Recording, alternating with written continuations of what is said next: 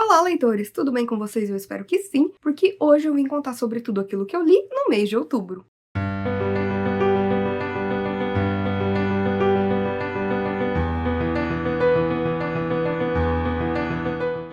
Gente, outubro foi um mês caótico na minha vida, tá? Foi um mês que eu fiquei doente, foi um mês em que um monte de coisa deu errado, mas eu posso dizer que eu li bastante coisa e coisa muito boa e quero contar tudo pra vocês. Então, vamos lá!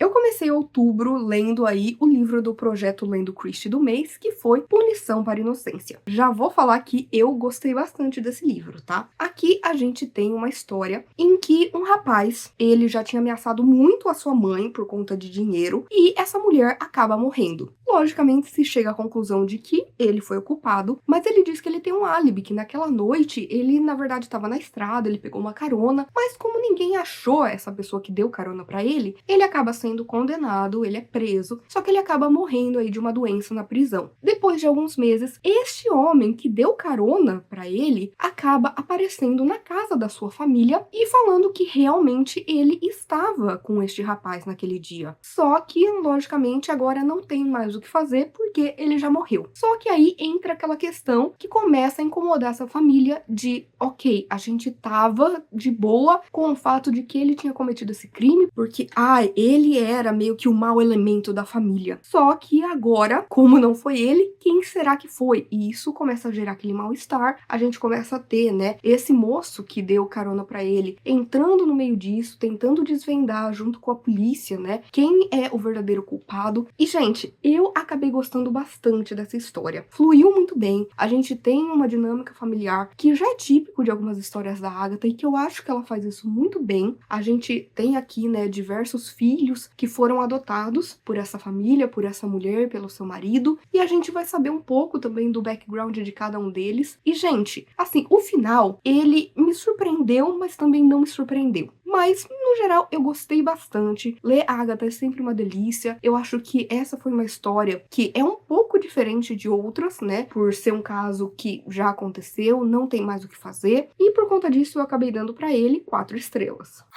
Depois, aproveitando, né, que era o mês do Halloween, eu li What Feast at Night. What Feast at Night, da T.K. Fisher, ele é uma sequência direta de A Queda da Casa Morta, que a gente tem, né, no primeiro livro, toda uma releitura, um reconto aí de A Queda da Casa dos Usher, de Edgar Allan Poe, de uma maneira muito interessante, em que a gente tem o terror, mas junto disso também questões naturais. E aí, aqui, a gente acompanha a mesma protagonista do primeiro livro, que é uma soldada, que é a Easton, e a gente vai ter aqui ela retornando, né, para sua casa em outro país, onde de repente uma lenda, né, urbana vai começar de certa forma a fazer parte ali dos seus próprios pesadelos e de todo o terror que a gente vai ter aqui. Mas, gente, perdeu muito impacto para mim. Eu acho que o que eu mais gostei no primeiro livro foi de fato da gente, apesar de ter elementos sobrenaturais, a gente ir muito para questões que fazem parte da nossa vida. Só que neste daqui é uma coisa puramente sobrenatural. Então, apesar de eu gostar muito da maneira como a T.K. Fisher escreve, de gostar ali das sacadas que ela tem, de como acaba tendo um humor bem bacana no meio de todo esse terror, e como a gente explora, principalmente aqui nesse livro, as questões, né, da guerra, né, do estresse pós-traumático e tudo que a Alex Easton viveu aqui, ainda assim, ele teve menos impacto em mim do que o primeiro livro, e por conta disso, para What Feast at Night, eu acabei dando 3 estrelas.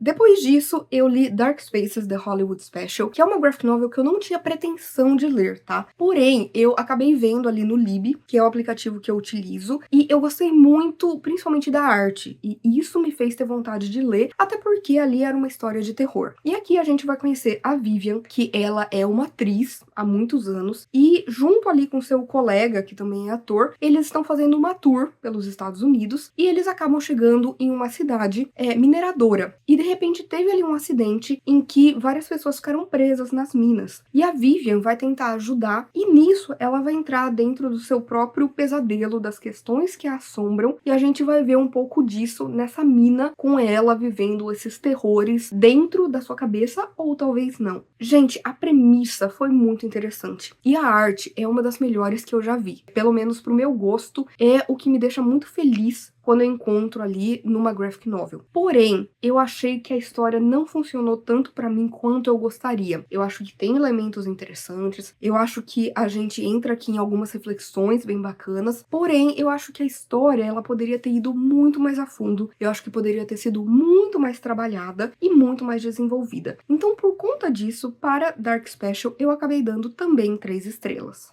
Já falando agora, né, sobre o projeto Um Ano um Mangá, para este mês eu li aí 2 volumes só de Fullmetal Alchemist, que foi o volume 22 e o volume 23. E assim, aqui a gente tem a premissa de 2 irmãos que são alquimistas, que é o Alphonse e o Edward Eric, que eles fazem um ritual de transmutação quando mais novos, dá tudo errado, eles acabam destruindo seus corpos, e hoje eles trabalham com o exército tentando encontrar aí a Pedra Filosofal, que eles acreditam que é o único elemento capaz de restaurar seus corpos. Só que, gente, esses 2 volumes não me agradaram tanto assim. Eu tô gostando muito do que a Hiromu tá fazendo aqui, dos personagens que a gente tem, de como a história flui muito, sabe? De como a gente vai tendo uma progressão muito interessante e dinâmica na vida que a gente vai acompanhando, né, desses personagens. Mas esses últimos 2 que eu li, eles poderiam ter ido mais a fundo, sabe? Eu achei que foi muito superficial, principalmente pensando que a gente já tá na reta final da história, que tem muita coisa pra se decidir, que tem muita coisa pra gente ir mais a fundo, e eu achei que ficou muito no superficial, infelizmente, apesar de, como eu falei, né, eu amo os personagens, eu gosto da trajetória deles, eu gosto de como a gente tem uma mistura muito bacana de ação, de drama e de comédia, só que assim, eu tive alguns probleminhas com esses 2 volumes e acabei dando pra eles aí 3 estrelas e meia, mas veremos o que me aguarda aí nos últimos volumes de Fullmetal Alchemist. E antes de eu falar sobre o último livro que eu li em outubro, que inclusive já vou falar que foi incrível, vou pedir encarecidamente que você se inscreva aqui no canal Livro em Livros, se você ainda não é inscrito, que você curta esse vídeo, porque isso me ajuda bastante, faça com que esse vídeo, o canal, chegue a mais pessoas, que você compartilhe com outras pessoas que você acha que também vão gostar aqui de conhecer o canal, e também vou pedir que você comente, que você engaje, que a gente vá trocando aí figurinhas nos comentários, porque tudo isso me ajuda bastante a continuar com o meu trabalho de falar sobre literatura na internet, e você também vai estar ajudando a espalhar o amor pela literatura, tá bom? Então agora sim, vamos falar sobre o melhor livro que eu li no mês de outubro.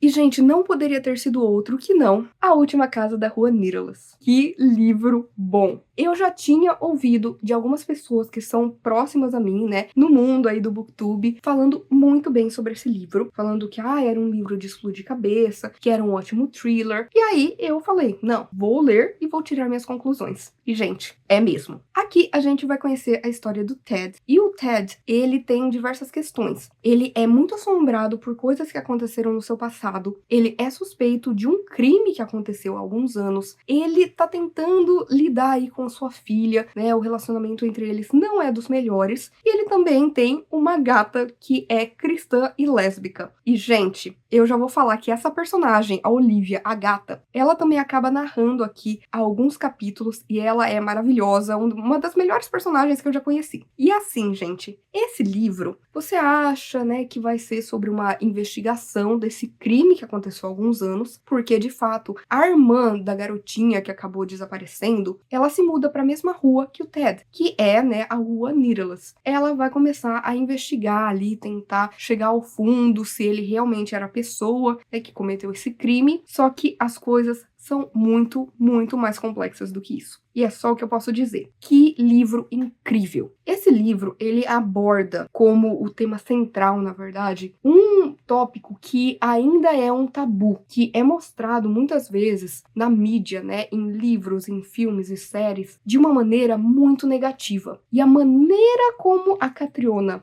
ela decide mostrar essa história e mostrar um outro lado dessa questão e que acabe entrando muito mais profundamente neste tópico em si. Sério, eu não tenho o que dizer. Eu não tenho o que dizer. Assim, eu acabei pegando muito cedo no livro o que estava acontecendo, por ser um assunto que eu estudei, que me interessa, mas não vou entrar em detalhes, lógico, para não dar spoilers, mas, gente, vale muito a pena. Ele é um thriller muito gostoso, você não consegue parar de ler, mas, ao mesmo tempo, a gente tem questões aqui muito mais profundas, muito mais complexas, que me fizeram dar 5 estrelas e favoritar esse livro. Então, eu super, super indico que mais pessoas conheçam esta maravilha maravilha, que é A Última Casa da Rua Nirlas. E é isso, gente. Eu espero que vocês tenham gostado do vídeo de hoje. Por favor, se você quiser continuar conversando comigo a respeito de livros, filmes, séries, qualquer outra coisa, não deixe de me contatar nas minhas outras redes sociais. Por favor, curta esse vídeo, porque isso ajuda muito o meu trabalho, faz com que esse vídeo e o canal chegue a mais pessoas. Compartilhe com seus amigos, comente aqui embaixo qual foi a melhor leitura que você realizou no mês passado. E, por favor, não deixe de se inscrever no canal Livro em Livro se você ainda não é inscrito. E aproveite para ativar as notificações, ativar o sininho, porque toda sexta-feira e domingo, se possível, tem conteúdo novo por aqui. Então a gente se vê no vídeo que vem.